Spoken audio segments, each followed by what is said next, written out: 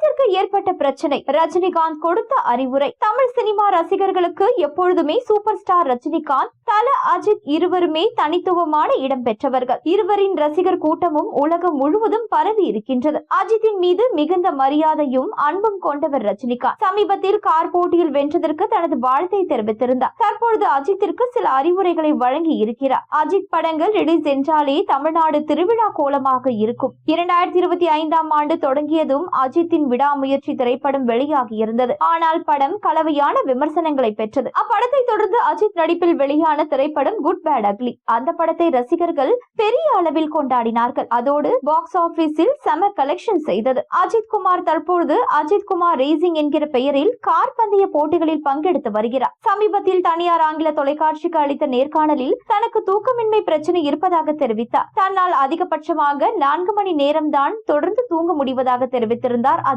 குமார். அதில் அவர் கூறியது, கார் ரேசுகளில் கவனம் செலுத்த தொடங்கிய பிறகு சினிமா, வெப் தொடர்கள் பார்க்க கூட எனக்கு நேரம் கிடைப்பதில்லை. விமானத்தில் பயணிக்கும் பொழுது மட்டுமே ஓய்வு கிடைக்கிறது. அந்த நேரத்தில் கூட தூங்கி விடுகிறேன். முக்கியமாக எனக்கு தற்பொழுது தூங்குவதுதான் ஒரு பிரச்சனையாக உள்ளது. அப்படியே தூங்கினாலும் கூட ஒரு நாளைக்கு 4 மணி நேரம் மட்டுமே தான் நான் தூங்குகிறேன். அந்த அளவிற்கு தூக்கமும் எனக்கு ஒரு பிரச்சனையாக மாறி உள்ளது. இவ்வாறு அந்த பேட்டியில் கூறி இருக்கிறார் அஜித் குமார். இந்த பிரச்சனையை அறிந்த ரஜினிகாந்த் சில அறிவுரைகளை அஜித்திற்கு போனில் வழங்கியுள்ளார். ரஜினி எதை சொன்னாலுமே அதை பின்பற்றக்கூடியவர் தல அஜித். தற்பொழுது அவர் வார்த்தைகளை கேட்டு அதன்படி செயல்பட தொடங்கி இருப்பதாகவும் சொல்லப்படுகிறது. தமிழ் சினிமா வரலாற்றில் ரஜினி, கமல் அடுத்ததாக ரசிகர்களுக்கிடையே மிகப்பெரிய அன்பும் மதிப்பும் பெற்றவர் அஜித். ரஜினி எப்பொழுதுமே அஜித்தை பற்றி பாராட்டியே பேசுவார். அதே போல அஜித்தும் ரஜினியின் நடிப்பை, மனித நேயத்தை கொண்டாடுவார். இருவரும் ஒரே மேடையில் சந்திக்கும் தருணங்கள் குறைவாக இருந்தாலும் ரசிகர்கள் மனதில் அவருக்கென